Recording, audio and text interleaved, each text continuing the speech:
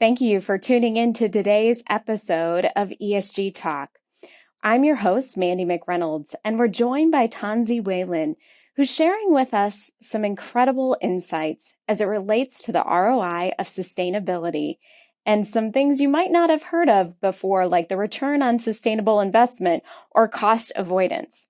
I'm excited for this conversation today because she brings over 25 years of experience at the local, national, and international environmental and sustainability issues with business and innovation and mainstreaming it into our day-to-day action so that we can have an impact on both the bottom line and the societies and planet around the world.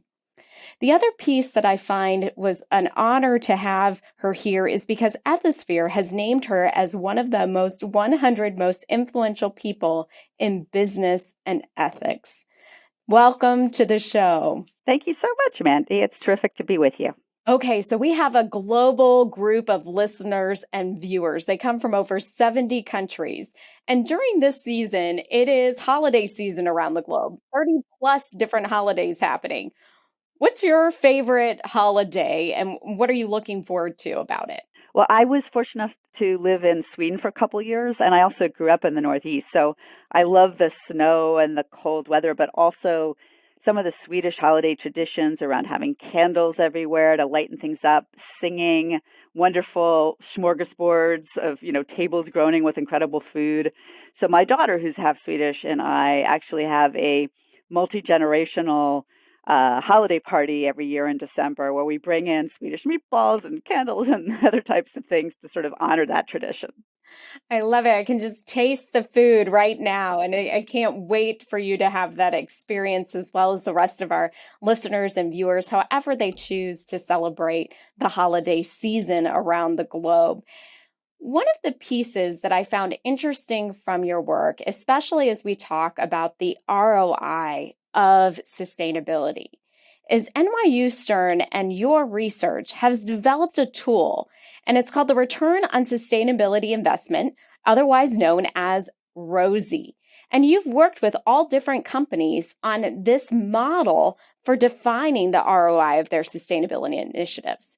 Can you share with our listeners a little bit more about the Rosie model and some case studies? And what have you learned from this? Yeah, thanks so much for asking, Mandi. And I think this is a really important topic because in order to tackle the material, environmental, and social issues we have in front of us, we need to scale up our investment at a corporate level and at an investor level in sustainability. And to do that, we clearly need to understand both the environmental and social benefits, but also the financial benefits. So we've developed a model called, as you mentioned, Return on Sustainability Investment, Rosie, like Rosie the Riveter. And there, in that model, we've identified 9 mediating factors that drive better financial performance when you embed sustainability core to your business practice and strategy.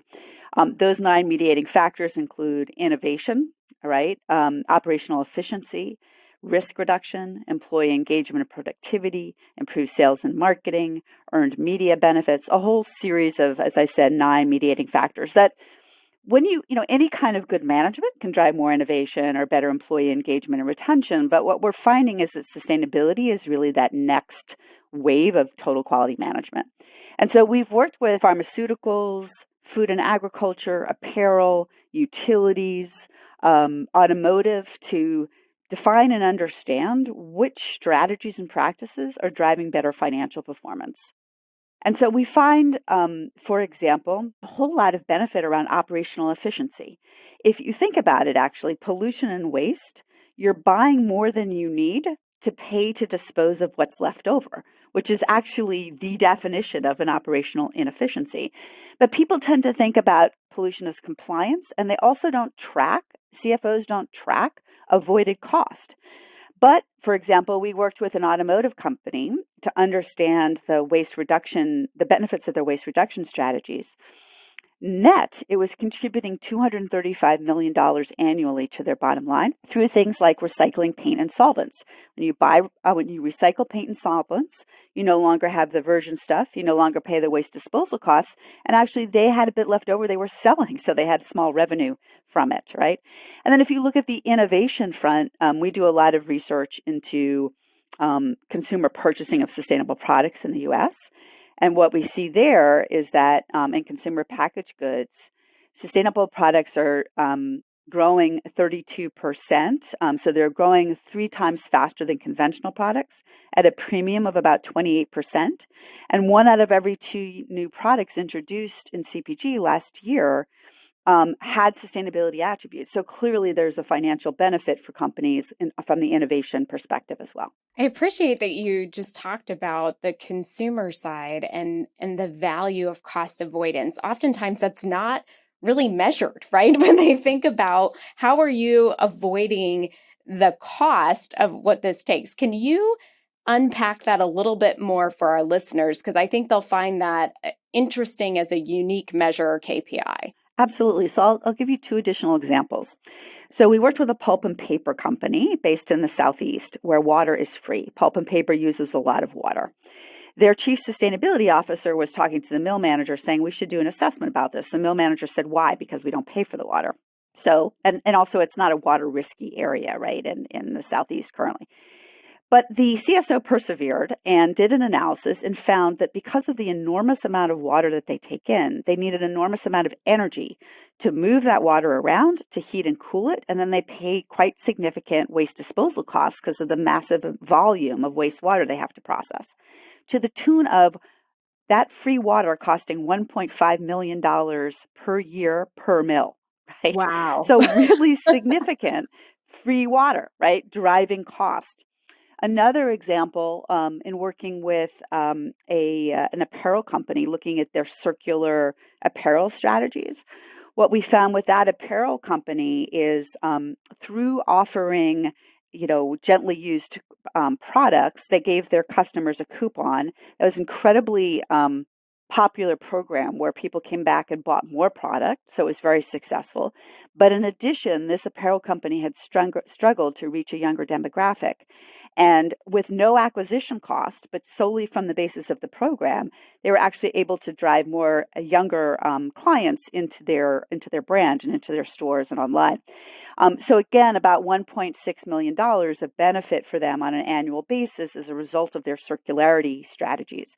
So I think there's a lot of untapped sort of financial benefit of these strategies that companies are not currently tracking.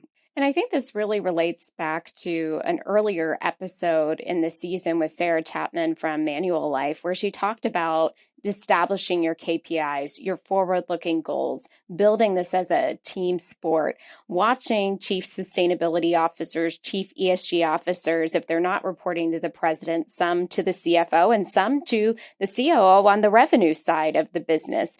And I think these are interesting movements forward, as well as really getting back to what you're doing is looking at what is the return on investment? How do we ensure that there is the strong business case?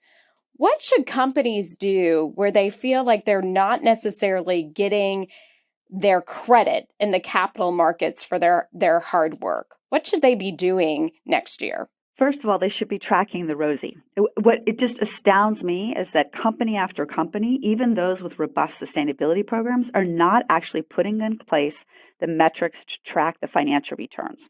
And in fact, decision makers are focused more on costs of investments and not looking comprehensively at the benefits and not also looking at the cost associated with not doing something. Right. So one example that we look at is risk mitigation. Right. So climate, social issues, the whole water scarcity, all of these are driving unprecedented risk for companies. And yet they're reluctant in many cases to make the investments that would help mitigate or help them be more resilient. So, for example, we looked at beef in Brazil for 2 companies, McDonald's and Carrefour, looking at 2 supply chains to look at deforestation-free and sustainable agriculture practices. And what we found there is that the ranchers, through the uptake of these sustainable agriculture practices, actually improved their productivity, the quality of the product, and of course their sustainability and their financial bottom line, which made them less likely to create risk for the slaughterhouses and the brands, right? Because these farmers A, had more financial viability, so there was less likely for them to drop out. B, they had a higher quality product and a more sustainable product, so there was less likely to be reputational risk or market risk.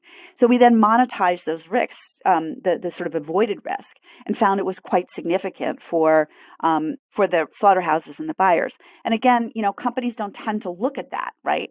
So I think there's just a huge opportunity for companies to use the Rosie mediating factors to put in place mechanisms to track more comprehensively what the financial benefits are of both existing, right? So looking backwards and tracking existing programs, but then also being much more innovative about looking forward, right? We're working with companies, like Arca Continental out of Mexico, biggest bottler for Coca-Cola. And when we look at them, they're concerned about risk related to water and recycled product and plastics. And so they're making investments, and they put in place a very unique capital allocation policy to ensure that they actually are able to kind of meet their internal ROI to make those types of investments. And then the final thing that I would say for companies that they should be looking at to drive these sort of better strategies and financial performance. So 1, put in place Rosie. 2, ensure that you have a good capital allocation process. And 3, put in place incentives, financial incentives for leadership and others to actually put in place and implement strong sustainability strategies, as well as ways to track the financial returns. And associated with that, bring the financial returns to your quarterly reporting, right, of the sustainability program. Start to educate your investors. In your annual investor day, where you do around sustainability, which most companies do this day, incorporate the return on sustainability investment metrics and educate your board about them as well, because boards generally don't have background in this either. Let's go there, because you wrote a wonderful article about where does ESG reporting go wrong. So tell our listeners this perspective that you have where it has truly gone wrong and where it can go right as they move forward into 2023. Yes, Mandi, be delighted to do that. It was a good piece. It was a great piece. Thank you. Thank you. So what we're seeing for many companies is them reacting to requests for ESG reporting metrics. So rather than starting first with an understanding of what their material ESG issues are for them as a business and an industry, and then building that into their business strategy, designing key performance indicators as well as Rosie tracking, to then put in place programs that are going to actually help their footprint, but also their bottom line. Instead, they're just saying, oh my goodness, I have 100 different metrics I have to report to. Let me go find some data to stick in there, right? And that is problematic because the ESG metrics tend to be process-based. So in other words, they're asking you if you have a chemical management policy or a DEI policy. Just having a policy doesn't tell you anything about performance, right? Secondly, the metrics may not be material to your business, right? If they're not material, reporting them doesn't really affect your bottom line or your actually ability to affect those issues.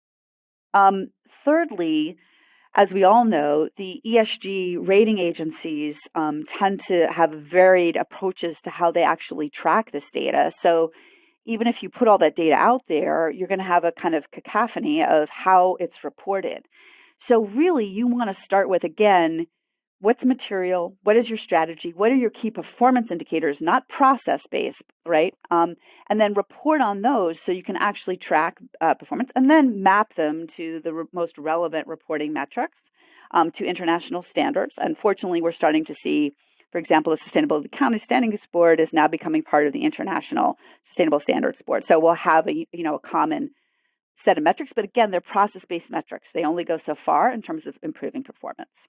And I think this is a good example when we look at Beth Wood from Principal Financial Group, who is on an earlier show. She talked about linking this to your purpose, and brands are about what you stand and what you stand up for. But if you haven't done that earlier work of understanding the purpose, and then as Sarah talked about, the bringing together of executives and looking at the KPIs and the business value driver, I talk about it from the investor side. When people go around and they push back on investment funds, I'm like, well, wait a minute. Have you actually done the hard work to see what funds you're in, Who are the investors that are asking for it? What's the growth potential? I mean, there's only two ways to win that game. You get more shares, then you get more funds. That's it, And then you understand, is that a target growth area for your company? And is that the KPI you're interested in as you think about ESG and in the investor side for a KPI? And oftentimes you're right. People haven't, they're almost overwhelmed with what I've heard from companies around the globe, 700 requests for data points.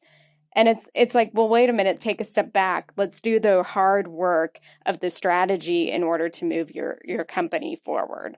Exactly. And I think, when you see companies do that strategic analysis, as an example, if you're an apparel company and your material issues are chemicals, water, waste, etc., and you're reporting to a whole series of things that have nothing to do with that, and also reporting to metrics that say, for example, do you have a chemical management policy? If instead you said, hey, chemical management is a key issue for us, we are going to invest in a bio-based dye, right, that will drive lower toxicity and therefore less regulatory challenges, also will use less energy and water, so therefore operational efficiency. And it provides us an innovation and growth opportunity because we can sell this product now to brands that have made commitments, right? That is a completely different model, both in terms of impact and in terms of financial returns than, yes, I now have a chemical management policy, right?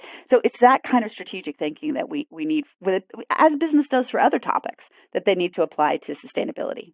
Well, thank you so much. This time went quick, as it does with most of our guests. We will have on there Tensie Whelan's contact information in the show notes, as well as references to the NYU Stern Center for Sustainable Business, including links to their Rosie model. And the Rosie model is free. It is up on your website with different spreadsheets that individuals can download and see. I find it as a credible resource if you're establishing your ROI and KPIs. In our next episode of ESG Talk, we will be speaking to Bhushan Sethi, Joint Global Leader for People and Organizational Practice at PwC. He will be discussing the evolution of employee voice and choice in the market. If you like what you heard today, please subscribe, rate, and share your thoughts on LinkedIn or at ESG Talk on Twitter. We'll talk real soon.